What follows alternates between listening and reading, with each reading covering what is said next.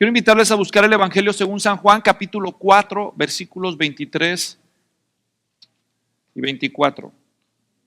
Juan 4, Evangelio según San Juan, capítulo 4. Por favor.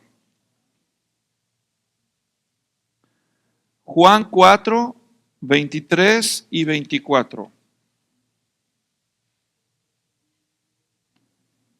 Voy a leer en la Biblia de las Américas, dice: pero la hora viene y ahora es cuando los verdaderos adoradores adorarán al Padre en espíritu y en verdad, porque ciertamente a los tales el Padre busca que le adoren.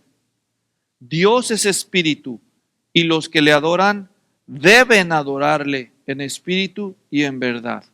Oremos. Padre nuestro, te damos gracias por tu preciosa palabra, porque a través de ella tú hablas a nuestras vidas, tú edificas nuestras almas y aclaras nuestra perspectiva. Ayúdame, Señor, a poder inspirar a mis hermanos a las cosas que sabemos que son tu voluntad, en el nombre de Jesús. Amén. Muy bien. Permítame hacer un poco de espacio aquí. Hemos estado repasando nuestra declaración de propósito como iglesia. Y hemos dicho que nosotros, la iglesia del pueblo de Dios, existimos para glorificar a Dios, siendo y haciendo discípulos de Cristo que dan a conocer su grandeza conforme a las Escrituras desde nuestra comunidad hacia todas las naciones. ¿Alguien lo sabe? Vamos a ver, los que lo sepan, repásenlo conmigo. En la iglesia del pueblo de Dios existimos para glorificar a Dios, siendo y haciendo discípulos de Cristo que dan a conocer su grandeza conforme a las Escrituras desde nuestra comunidad hacia todas las naciones. Este mes lo hemos dedicado para repasar cada una de las frases que explican por qué existimos nosotros. La semana pasada expliqué qué significa glorificar a Dios. Yo hablé de las razones. Las razones. Si los que están por ahí se sienten un poco distraídos, pueden moverse a este lado, no hay problema, ¿ok? Ustedes siéntanse en libertad. Entonces, ya expliqué, la vez pasada expliqué 3 razones por las cuales glorificar a Dios es la más grande razón de existir de nosotros. Hoy vamos a explicar la frase hacer discípulos. ¿Por qué siendo y haciendo discípulos es importante? Y aunque el tema de hoy es explicar las razones por las cuales ser y hacer discípulos es nuestra razón de existir número 2, ahí en nuestra declaración de propósito como iglesia, en realidad el tema del que voy a hablar hoy más es de la adoración. De la adoración. La razón por la que voy a hablar de la adoración es porque, como alguna vez se nos dijo aquí, debemos recordar que la misión de ser y hacer discípulos existe porque aún hace falta adoración. ¿Para qué vamos a ser discípulos a las naciones? Para que adoren a Dios. ¿Entienden? Así que la misión es un medio para llegar a un fin. Y el fin último es la adoración a nuestro Dios. Por lo tanto, la adoración es superior. Así que hoy les voy a decir 3 cosas con respecto a la adoración. Primero les voy a explicar la similitud que hay entre la frase glorificar a Dios y la frase adorar a Dios. La similitud entre adoración y glorificación. Segundo, les voy a explicar por qué la adoración tiene una prioridad en la vida de los cristianos y en las iglesias cristianas. Y por último, les voy a explicar por qué una de las mejores formas de adorar a Dios es haciendo discípulos. Empiezo entonces con el primer punto. Hemos dicho que como iglesia, y no solo nuestra iglesia, pero realmente todo ha sido creado para la gloria de Dios. Pero ¿qué significa la gloria de Dios? Yo expliqué el tema de la gloria de Dios en un mensaje que di en esta y nuestra iglesia hace como un año. El tema se llamaba 5 distintivos del cristianismo bíblico. En mi canal de YouTube también tengo una conferencia completita que se llama Soli Deo Gloria o Solo la Gloria de Dios, que es parte de una serie de conferencias que impartí en Los Ángeles acerca de las 5 solas de la Reforma. Y una de ellas es, todo se debe hacer para la gloria de Dios. Así que si ustedes quieren escuchar un mensaje completamente dedicado a explicar el tema de la gloria de Dios, ahí tienen esos recursos. Hoy solamente voy a hacer un brevísimo repaso para refrescar la memoria. En la Biblia, cuando se usa la frase la gloria de Dios, se usa en 2 sentidos. La Biblia dice la gloria de Dios a veces cuando se refiere a esa belleza o brillo que Dios irradia, a su poder que se manifiesta en toda la creación. Por ejemplo, la Biblia dice, los cielos cuentan la gloria de Dios. ¿Qué nos está diciendo con eso? ¿Qué es la gloria de Dios? Es el poder de Dios manifestado en todo lo que Él hizo. Entonces nosotros vemos lo que Él ha hecho para manifestar su poder y su divinidad. La gloria de Dios. La gloria de Dios pues es, a veces en la Biblia, la belleza, el brillo, el poder de Dios que sale de Él para darse a conocer. Otras veces, la Biblia usa la frase la gloria de Dios para hablar no tanto de lo que Dios proyecta, sino de lo que Dios recibe. En ese sentido, la gloria de Dios se usa en la Biblia para hablar de el renombre, el reconocimiento, el crédito que Él merece precisamente por su belleza, por sus atributos y por su gloria.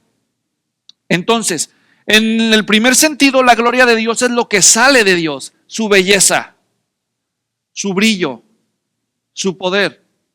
En el segundo sentido, la gloria de Dios no es la que sale de Él, sino la que regresa a Él en forma de alabanza, de crédito. Así cuando nosotros, por ejemplo, decimos que la iglesia del pueblo de Dios existe para glorificar a Dios, quiere decir que la iglesia del pueblo de Dios existe para alabanza de Dios, para regresarle, corresponderle, reconocer. En el segundo sentido es que nosotros usamos la frase que existimos como iglesia para glorificar a Dios. ¿Hasta aquí está claro? Ahora, en este sentido, glorificar a Dios se parece mucho a adorar a Dios. ¿Qué es adorar a Dios? También yo di un mensaje, una conferencia completa, en una conferencia a la que se me invitó hace como 3 años allá en la zona norte de Sacramento, en las conferencias de defensa del Evangelio. Y después yo di esa conferencia para nuestra iglesia. El mensaje está en el archivo, se llama La verdadera adoración, con base en Juan 4, 23 y 24. Y en esa ocasión yo expliqué con lujo de detalle qué es la adoración, y hoy nada más les voy a recordar, les voy a refrescar la memoria. Adoración es tributar honor a Dios apasionadamente por lo que Él es, por lo que Él hace, por lo que Él dice, con nuestras palabras, con nuestras actitudes y con nuestros hechos. Yo les expliqué en aquella ocasión que adorar significa tributar. ¿Por qué no decimos darle a Dios honor? ¿Por qué decimos tributarle a Dios honor? Porque aunque tributar y dar se parecen, en cierto modo tributar está comunicando 2 ideas muy especiales. La palabra tributar comunica en primer lugar que hay una jerarquía, que la persona que da, que tributa, reconoce que el que recibe es superior a él. ¿Están siguiendo la lógica? Tributar comunica que el que recibe está en una esfera de autoridad superior que el que otorga. Por eso es tributar y no solamente dar. Tú le puedes dar a alguien que está debajo de ti, que está igual que tú o que está arriba de ti. Pero a alguien que está arriba de ti, solo a él le puedes tributar. A los otros no les puedes tributar, sino al que está en autoridad sobre ti. Segundo, la palabra tributar comunica una obligación. Tú puedes dar algo sin que haya obligación, pero tributar siempre incluye la idea de obligación. Es un deber. Adorar a Dios es un deber.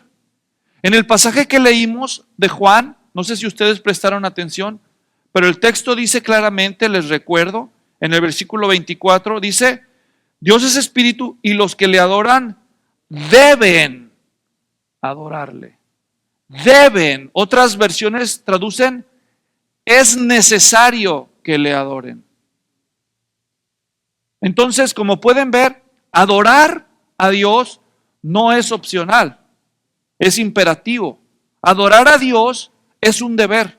Que la gente lo ignore, esa es otra cosa, pero vamos a ser llamados a cuentas porque todo el mundo adora algo.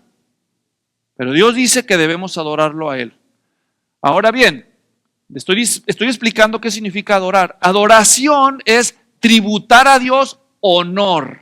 ¿Qué es lo que le tributamos? No los escuché. ¿Qué tributamos? Honor. ¿Qué significa honor? Honrar significa reconocer el valor de alguien. Eso significa honrar.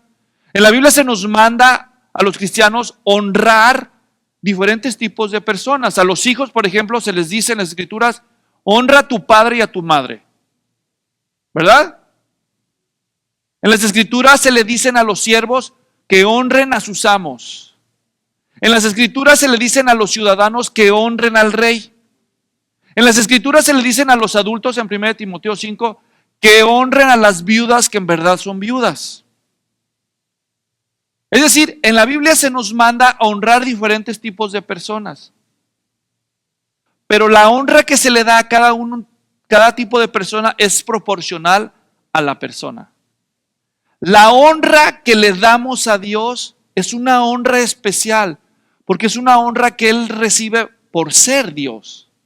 Así que ¿cuántos seres son Dios según la Biblia? Solo Dios. Por consiguiente, la honra que le damos a Dios por lo que Él es, por lo que Él hace y por lo que Él ha dicho es única y exclusiva en ese sentido, porque Dios merece una adoración especial porque su honra sobrepasa la de todos. Además, he dicho que adoración es tributar honor a Dios apasionadamente. Apasionadamente. ¿Por qué apasionadamente? Porque el Señor dijo que el más grande de todos los mandamientos es ¿qué? Amar a Dios con toda tu mente, con toda tu alma, con todas tus fuerzas. ¿Qué es el amor? Es una pasión. ¿Entienden? Con todas tus fuerzas. Fíjense la diferencia que hay entre celebrar un gol sin pasión y celebrar un gol apasionadamente. Imagínense que anota gol, no sé, el mejor equipo del mundo, ahí tú pones el nombre que quieras, Adrián, ¿verdad? El equipo favorito de cada uno. Anota un gol y imagínense que yo celebro el gol diciendo así, golazo, golazo. Estoy reconociendo el gol, pero en cambio, otros cuando ven el gol, ¿cómo lo celebran, verdad? Lloran, se arrodillan, se arrancan la camisa, ¿no? Ahí gritan hasta que se les va el aliento. O sea, se nota la diferencia cuando hay pasión. Jesús dijo que debemos amar a Dios con todas nuestras fuerzas. Adorar a Dios, propiamente hablando, es honrarlo, tributarle honor apasionadamente. Por eso a veces aquí levantamos las manos, lloramos o sonreímos cuando adoramos a Dios en las alabanzas, porque nos desborda la emoción, o debería hacerse más seguido. Adorar a Dios es tributarle honor apasionadamente por lo que Él es. Solo Él es Dios. La Biblia nos habla de sus atributos, son muchos, no los puedo decir todos y explicar en una hora como esta. Muchas cualidades distinguen a Dios por encima de toda otro ser existente. Por lo que Él es, por lo que Él hace, por sus obras, por sus milagros, por sus portentos, por sus prodigios, por sus hallazgos, por sus hechos a lo largo de la historia de la humanidad. Por lo que Él hace, por lo que Él dice. Las palabras de Dios superan a las de cualquier otro. Son palabras de vida eterna. Así que Adorar es tributar honor a Dios por lo que Él es, por lo que Él hace, por lo que Él dice.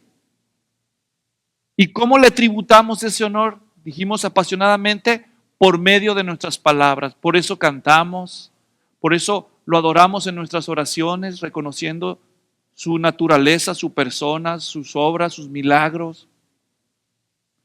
Con nuestras palabras, también con nuestras actitudes, con actitud de reverencia, con actitud de piedad piadosa, con una actitud de amor, de gozo, actitudes, no solo palabras, con las actitudes correctas. Adorar a Dios también exige que lo hagamos con nuestras acciones.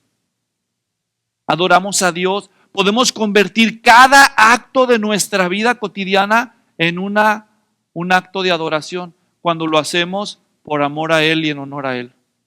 Cuando hacemos cada cosa para su gloria, lo transformamos en un acto de adoración.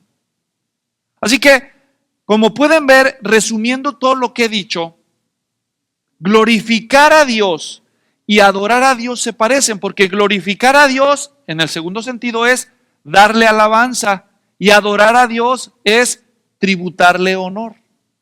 Tributarle honor, darle alabanza, son muy parecidas. Así que ahora voy a empezar a usar el término adorar, porque nuestra declaración de propósito dice que nosotros existimos para glorificar a Dios siendo y haciendo discípulos. Ahora, glorificar es muy parecido a adorar a Dios. Ahora, cuando nosotros adoramos a Dios, debemos adorarlo como Él lo establece. En el pasaje que leímos dice que Dios busca adoradores que lo adoren en espíritu y en verdad. No podemos adorar a Dios como a nosotros se nos ocurra, como a nosotros se nos antoje, como nosotros queramos libremente. Debemos aprender a adorar a Dios como Él lo demanda. ¿Y cómo demanda a Dios que lo adoremos? La auténtica adoración a Dios tiene 3 características. Número 1, es una adoración en espíritu. Adorar a Dios en espíritu significa adorarlo sin imágenes, porque Dios es espíritu. Dios es espíritu. Las imágenes limitan a Dios. ¿Cómo que lo limitan? Sí, consignan a Dios a un espacio reducido. Pero Dios es infinito, es eterno, es trascendente. Él dijo que Él es espíritu y que no debemos adorarlo con imágenes porque estaríamos reduciéndolo. Eso sería como una humillación a Dios. Dios es espíritu y los que lo adoran, dijo el Señor Jesús, deben adorarlo en espíritu, número 1. Y número 2, en verdad. ¿Qué es adorar a Dios en verdad? Bueno, quiere decir que hay formas equivocadas o falsas de adorar a Dios. ¿Y qué significa adorar a Dios en verdad? En el mismo Evangelio de Juan, el Señor Jesucristo definió la verdad en 3 formas, más adelante en los capítulos posteriores. Jesús dijo en el capítulo 17, versículo 17 de San Juan, dijo en su oración, antes de la cruz, Jesús oró y dijo, Padre, santifícalos en tu verdad, tu palabra es verdad. Según Jesús, ¿qué es la verdad en ese versículo? Su palabra. Por lo tanto, adorar a Dios en espíritu, sin imágenes, de corazón, una adoración espiritual. Y en verdad significa adorarlo conforme a Dios se revela a nosotros en las Sagradas Escrituras. ¿Se acuerdan? Yo les di un ejemplo en aquella ocasión, les dije, si alguien me dijera, oye, vi a tu hijo tocar, lo vi tocando en la banda de música de tu escuela, de su escuela. Le dije, oh, ¿de verdad? Sí, ese gordito chaparrito que toca el tambor bien duro. Ahora, los que de aquí conocen a mi hijo dicen, creo que vio a otro, porque ni es chaparrito, ni es gordito, ni toca el tambor. Pero esa persona está convencida que es mi hijo. Solo porque ella está convencida de que esa persona es mi hijo, ¿tiene la razón? No. No importa el convencimiento de una persona, lo único que importa es la verdad, los hechos. No importa lo que la gente piense de Dios, lo que importa es la verdad.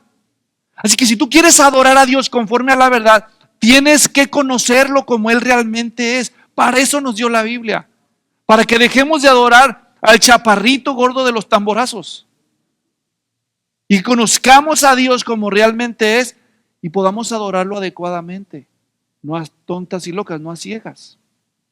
Adorar a Dios en espíritu y en verdad significa adorarlo espiritualmente, sin limitarnos por las imágenes, y adorarlo conforme a las Escrituras, como Él se revela en las Escrituras. Jesús también dijo: yo soy el camino, la verdad y la vida. Así que adorar a Dios en espíritu y en verdad significa adorar a Dios a través de Jesucristo conforme a las Escrituras.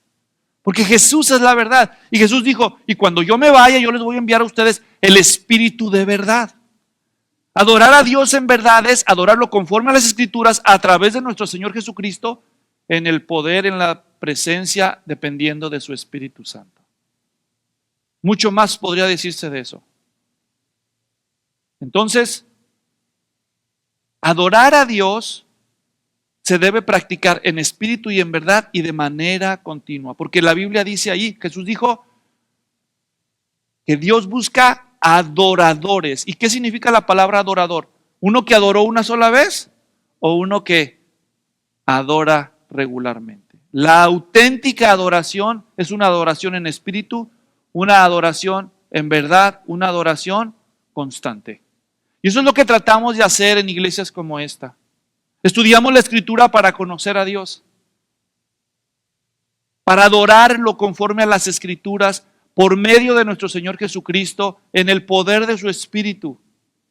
Y luego hacemos reuniones como estas para darle ese tributo de honra que solo Él se merece, porque Él solamente es Dios.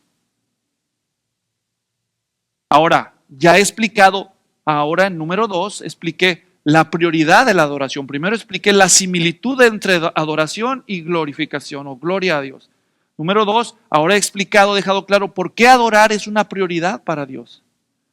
Por último, voy a explicar por qué hacer discípulos es una de las mejores maneras de adorar a Dios.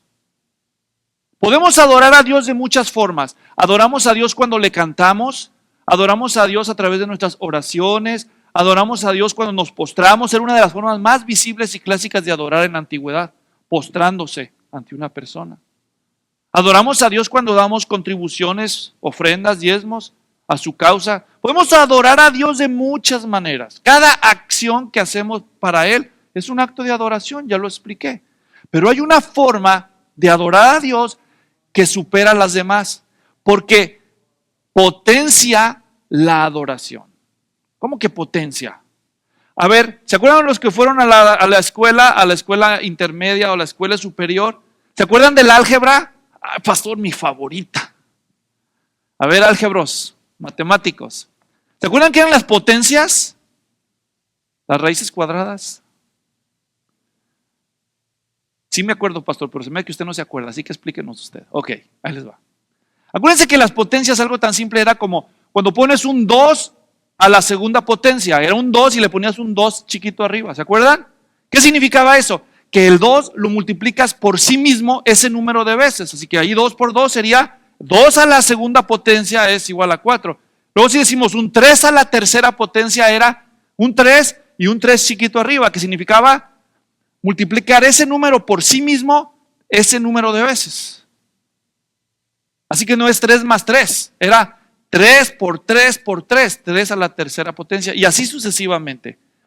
Hermanos, hacer discípulos no es sumar adoración, es multiplicar adoración. Explico. Cuando tú haces discípulos, la acción de hacer discípulos es un acto de adoración, porque estás obedeciendo a Dios.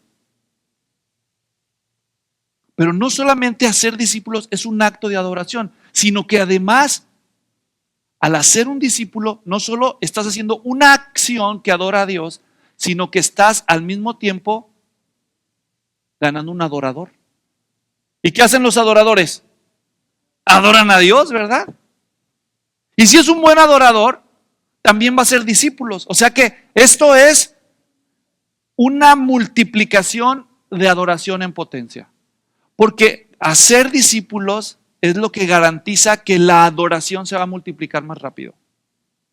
Y si lo hacemos en todas las naciones, se va a cumplir la visión de Apocalipsis que dice que vio gente de todo pueblo, lengua, tribu y nación ante el trono de Dios que decían, gloria a Dios, al que está sentado en el trono y al Cordero. Sea la alabanza, la honra y la gloria por los siglos de los siglos. Amén. ¿Quiénes son esos? Son los discípulos que fueron hechos de todas las naciones. ¿Y cómo se hicieron esos discípulos? Porque alguien fue a llevarles el mensaje. Porque los cristianos obedecieron haciendo discípulos. Hermanos, el discipulado es un proceso descrito en Mateo 28, 18 y 19. El proceso que empieza con, Jesús dijo, id y haced discípulos. Para empezar, ¿discípulos de quién? Discípulos de Cristo. Alguien dijo, cuando los cristianos se confunden y salen a ser discípulos de ellos, entonces la calidad se va degradando. Te presento a mi discípulo, mira, mi discípula. Ah, pues él es mi discípulo. Imagínense, si yo, un discípulo defectuoso, hago un discípulo, este ya tiene mejor calidad. Para la tercera y cuarta generación ya no tenemos discípulos, tenemos monstruos. ¿Verdad? Por eso no queremos hacer discípulos de nosotros. ¿De quién queremos hacer discípulos? Del modelo original. ¿De quién? De Cristo. Para que se preserve la calidad. Hacer discípulos de Cristo empieza, según Jesús, y de hacer discípulos a todas las naciones, bautizándolos en el nombre del Padre, del Hijo y del Espíritu Santo. Una persona se bautiza cuando ha entendido y creído el Evangelio. Por eso nosotros creemos en la conversión a través del arrepentimiento de la fe después de entender el Evangelio por convicción personal y después de que se convierte una persona en cristiana por su propia convicción, es bautizada. Así que es la primera etapa del discipulado, la conversión. Luego Jesús dijo, después de bautizarlos, enseñándoles que guarden todas las cosas que yo les he mandado. La segunda etapa del discipulado es el adoctrinamiento, enseñarle a la gente la palabra del Señor, los mandamientos de Jesús para que los empiecen a obedecer. Cuando Jesús dijo esas palabras en Mateo 28, 19, id y haced discípulos a todas las naciones, bautizándolos en el nombre del Padre, del Hijo y del Espíritu Santo, enseñándoles que guarden todas las cosas que yo les he mandado, ¿cuál es el último mandamiento que les acaba de dar? Hacer discípulos, se los acaba de decir. Es el último mandamiento y de ahí se va Jesús al cielo.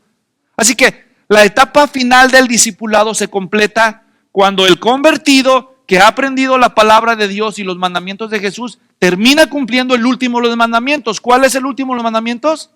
Hacer a su vez discípulos y el ciclo vuelve a empezar. ¿Siguen la lógica? Muy bien. Entonces el discipulado es un proceso que nos va a tomar toda la vida. Porque ¿cuánto te toma conocer toda la palabra de Dios? Toda la vida. ¿Cuánto te toma guardar todos los mandamientos de Dios? Toda una vida. Pero eso no debe ser excusa para que no hagamos discípulos hasta que conozcamos toda la palabra de Dios y todos los mandamientos. Si no, entonces nunca se va a cumplir.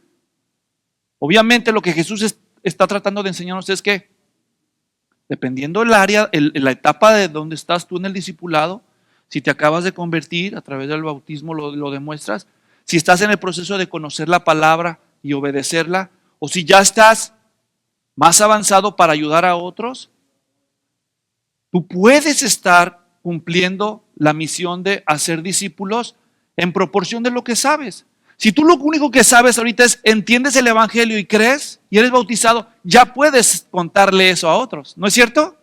Así que tú puedes empezar a hacer eso. Si tú ya vas conociendo algunos de los mandatos y de la palabra del Señor, entonces tú puedes enseñarle a otros lo que vas aprendiendo y así sucesivamente. No tienes que esperar hasta el final para hablar a otros de lo que tú ya sabes. Ese es parte del problema en realidad, que muchos de nosotros no testificamos de Cristo y no hacemos discípulos porque decimos algo como eso. Decimos, no es que si me preguntan algo que no sé.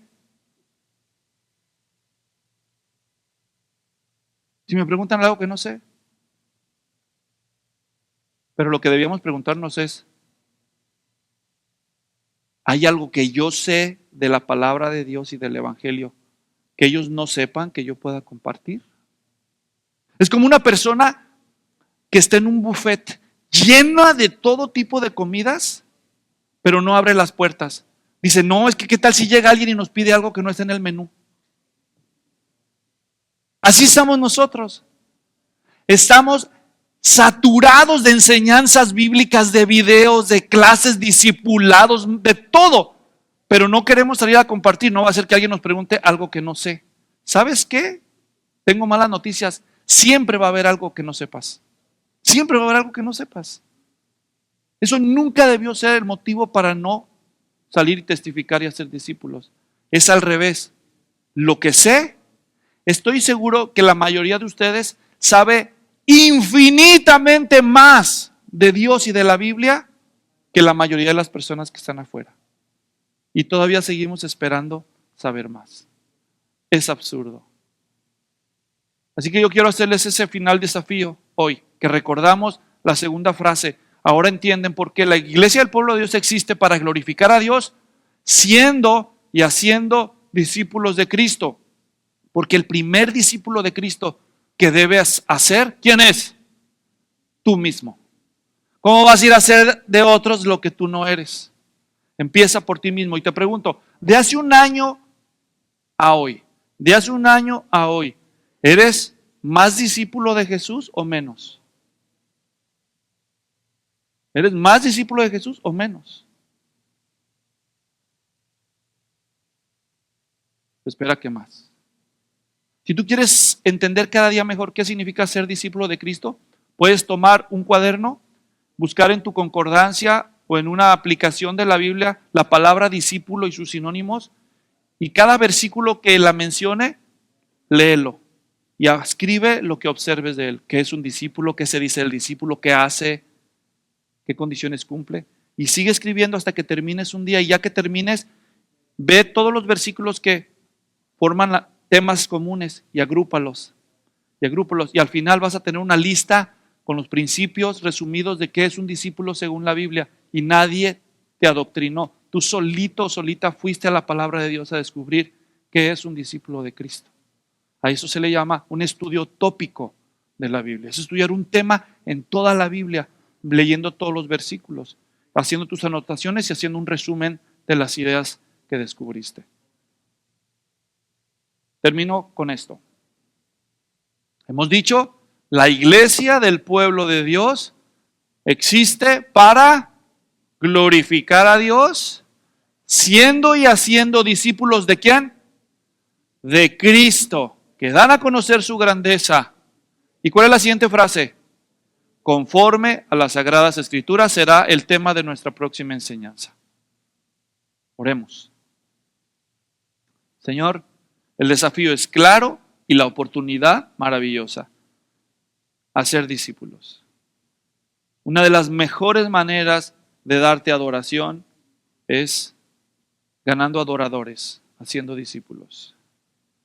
Señor, desafía nuestros corazones a la obediencia. En nombre de Jesús, amén.